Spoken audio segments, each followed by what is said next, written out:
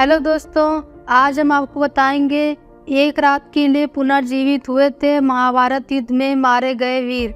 आज हम आपको महाभारत से जुड़ी एक अद्भुत घटना के बारे में बता रहे हैं। जब महाभारत युद्ध में मारे गए समस्त शूरवीर जैसे कि भीष्म, द्रोणाचार्य, दुर्योधन, अभिमन्यु, द्रौपदी के पुत्र कर्ण, शिखंडी आदि एक रात के लिए पुनर्जीवित हुए थे। यह घटना महाभारत युद्ध खत्म होने के 15 साल बाद घटित हुई थी।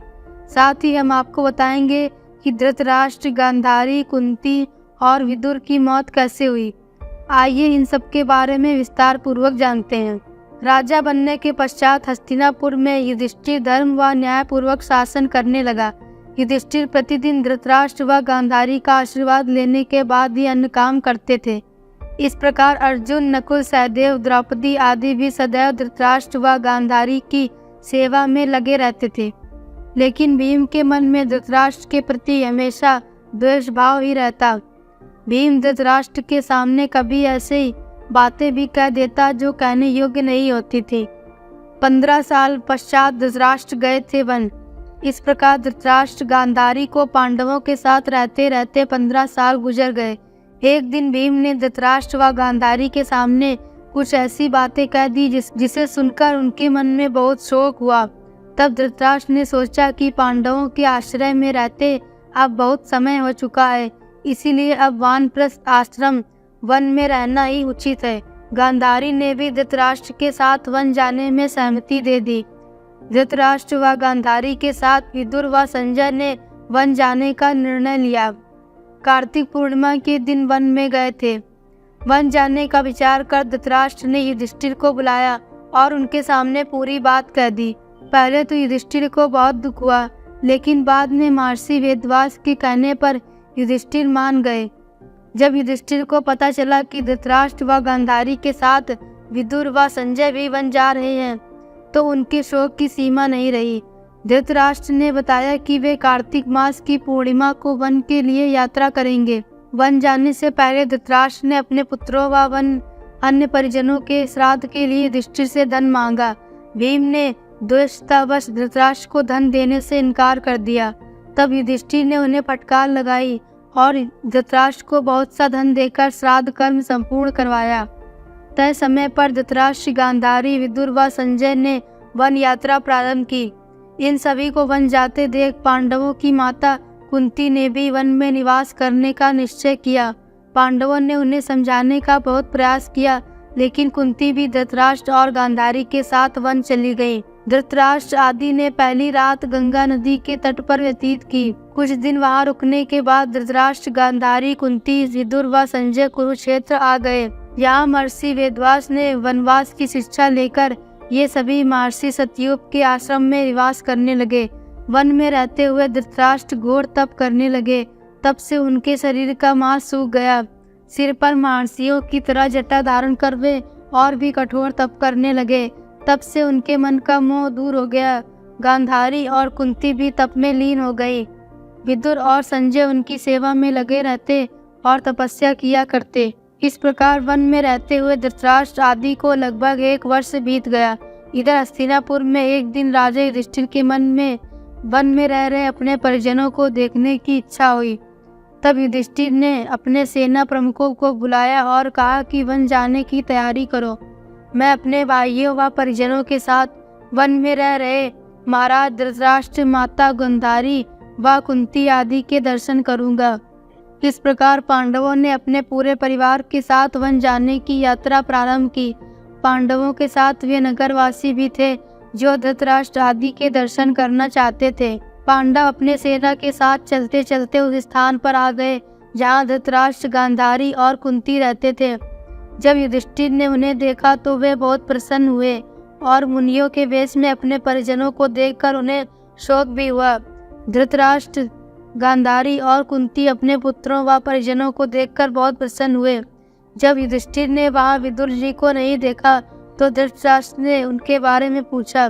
धृतराष्ट्र ने बताया कि वे कठोर तप कर रहे हैं। तभी युधिष्ठिर विदुर उसी ओर आते हुए दिखाई दिए, लेकिन आश्रम में इतने सारे लोग को देखकर विदुर जी पुनः लौट गए। युधिष्ठिर से मिलने के लिए पीछे पीछे दौड़े तब वन में एक पेड़ के नीचे उन्हें विदुर जी खड़े हुए दिखाई दिए। उसी समय विदुर जी के शरीर से प्राण निकले और युधिष्ठिर में समा गए। जब युधिष्ठिर ने देखा कि विदुर जी के शरीर में प्राण नहीं है तो उन्होंने उनका दाह संस्कार करने का निर्णय लिया। तभी आकाशवाणी हुई कि विदुर जी संन्यास धर्म का पालन करते थे, इसीलिए उनका दाह संस्कार करना उचित नहीं है। यह बात युधिष्ठिर ने आकर यमराज धृतराष्ट्र को बताई। युधिष्ठिर के मुख से यह बात सुनकर सभी को आश्चर्य हुआ। यमराज के अवतार थे विदुर। युधिष्ठिर आदि ने वह रात वन में ही बिताई। अगले दिन धृतराष्ट्र के आश्रम में महर्षि वेदव्यास आए।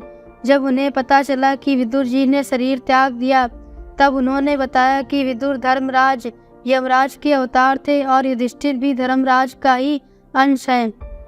इसीलिए विदुर जी के प्राण युधिष्ठिर के शरीर में समा गए। महर्षि वेदव्यास ने धर्मराज धृतराष्ट्र, गांधारी और कुंती से कहा कि आज मैं तुम्हें अपनी तपस्या का प्रभाव दिखाऊंगा। तुम्हारी जो इच्छा हो वो मांग लो।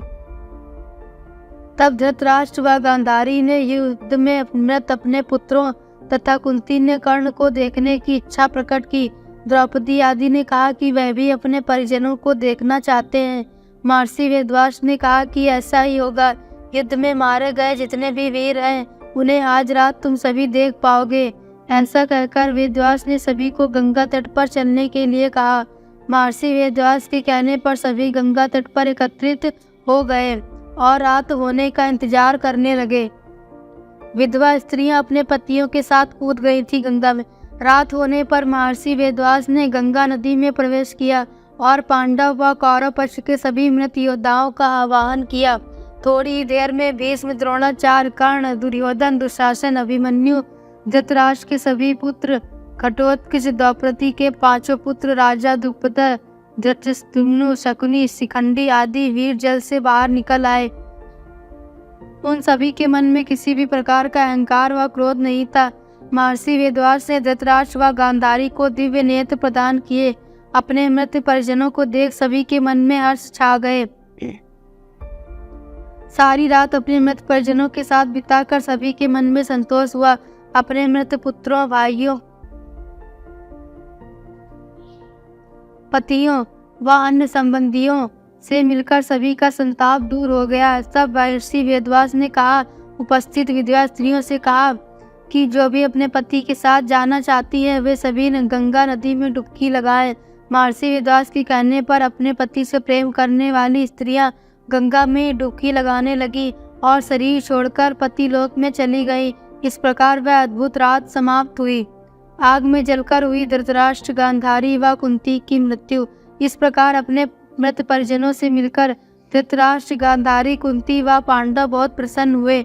लगभग 1 महीना वन में रहने के बाद युधिष्ठिर आदि पुनः हस्तिनापुर लौट आए।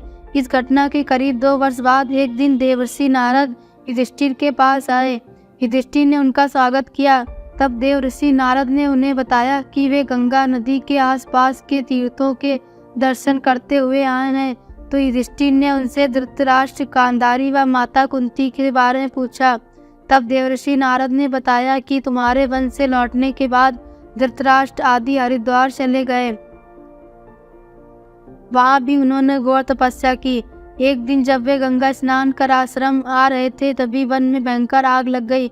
दुर्बलता के कारण धृतराष्ट्र, गांधारी व कुंती भागने में असमर्थ थे, इसीलिए उन्होंने उसी अग्नि में प्राण त्यागने का विचार किया और वहीं एकाग्रचित होकर बैठ गए।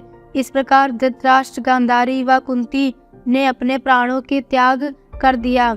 संजय ने यह बात तपस्वियों को बताई और वे स्वयं हिमालय पर तपस्या करने चले गए। धृतराष्ट्र, गांधारी व कुंती की मृत्यु का समाचार महल में फैला तो हाहाकार मच गया। तब देवर्षि नारद ने उन्हें धैर्य बंधाया। युधिष्ठिर ने विधि पूर्वक सभी का श्राद्ध कर्म करवाया और दान दक्षिणा देकर उनकी आत्मा की शांति के लिए संस्कार किए। तो दोस्तों, आज का ये वीडियो आपको कैसा लगा? अगर वीडियो पसंद आया हो तो वीडियो को लाइक करें, चैनल को सब्सक्राइब करें और कमेंट में